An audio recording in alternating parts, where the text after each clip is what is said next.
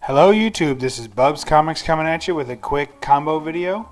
I have an eBay haul, a very small eBay haul, and the rest of my haul from the Frankfurt Comic-Con.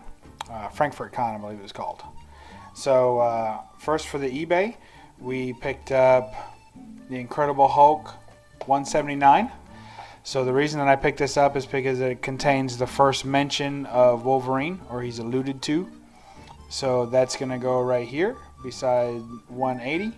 It'll be 179. I'm going to get some more of these BCW UV protective showcase cases. They run about 10 or 12 bucks a piece, so you can get a pair of them for 25 shipped on eBay. So that's probably what I'll do.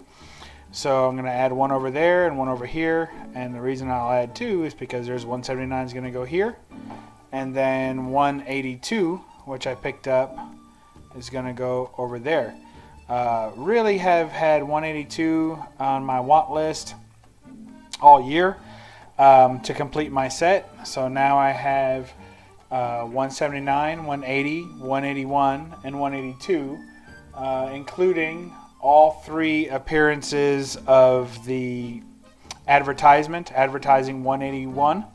So that includes Daredevil 115, Marvel Premiere featuring Iron Fist number 19, and Thor and/or Journey into Mystery 229. So I have the complete set of all that now. So that completes all of Wolverine's appearances or even mentionings up until Giant Size X-Men number 1, which is on my 2019 want list. Got a great deal on this. I ended up paying, I think, 60 shipped. So I was like 58 shipped. It was an excellent deal on it. I've been hunting down copies of this in low grade. I was trying to get a low grade copy for about 35 bucks. That turned out to be fruitless because the copies that were in that price range were really just too low. So instead I started to refocus on copies that were mid to high grade. I would say this is conservatively a 7, and anything in that range seems to be selling around the $75 range. So I was pretty happy to get this at 60 shipped. Includes the Marvel value stamp. Just a pretty good piece of Wolverine history. And of course, the first couple of pages has Wolverine getting basically fired from the job of bringing in the Hulk, and he's real pouty about it. So so that's going to get a frame as well. So I got to get 2 more frames. Might even pick them up on Amazon. I don't know. So I can get them just a little sooner. Next, I'll move on to what's left of my haul from Frankfurt Con. So we met Fabian Nicieza. That's how I'm going to pronounce it. He didn't tell me any different. The cool thing about him was that he's the writer for Deadpool. He was a co-creator of Deadpool, and he really is Deadpool. Like when you talk to him, his sense of humor, you could tell that that's Deadpool's voice. It really is him. He wasn't a jerk, but he was funny, and he was very sure of himself, and he was cocky, and he was very condescending, but in a funny way. And he's basically Deadpool. So that was really cool. I got a book signed, my son got a book signed, and I got a video of him.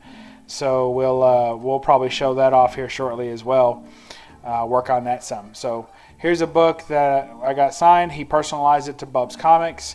And Fabian Nicieza. There you go. X-Force number 4. Pick these books up. I'll go through them pretty quick. They're just run fillers mostly.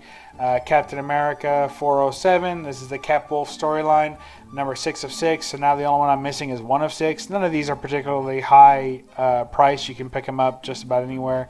But I just think they're really cool. And so far I found them all in the wild. And there's only one I'm missing. So I think that's pretty fun. It gets me looking through Cap books when I go into like dollar bins and stuff. Here's a Tomb Raider series I've been trying to find mostly in the wild. I broke on it about a month ago and bought some online, but for the most part I've been finding them in the wild. Tomb Raider number 10. I already have the red foil edition of this one, so I didn't have that one. So glad to have that. I'm trying to collect the entire run with all variants. So it's going to be very difficult because there's some very low print runs of those in the 200 and 300 range. Here is number 12. Tomb Raider number 12. Looks pretty cool. Here is Tomb Raider number 13. I like that a lot. I like those indie part covers. And so that completes my Tomb Raider, not completes my Tomb Raider run, but that's all I picked up on this run. You don't see very many Tomb Raider books in the wild. And you'll ask an LCS or any shop that you go to, hey, do you have any Tomb Raider? They'll be like, nope, sure don't. I used to have some, did have some, but don't anymore. So they're kind of hard to find in the wild. Here's, I worked on my Zero Crisis in Time crossover event, or yeah, I guess crossover. Tie-in, I guess you call it. So here's a 0 month sampler. This tells you all the books that are coming out and what to expect in them. It looks like a lot of fun. Here is 0 hour number 0, so that's a lot of zeros right there, and a trading card inside that tells you everything that's going on inside that's coming up. Here's a 0 hour Crisis in Time number 1. That'd be a cool cover to get signed because it's awful white and it'd hold a lot of signatures. Here's number 2. Here is number 3. And here is number 4. So that's it. That's a quick eBay and haul, and also what's left from my Comic-Con haul. I did pick a couple of other things up at the Comic-Con, but not going to show those right now. And let's see. I will leave you with a copy of 182.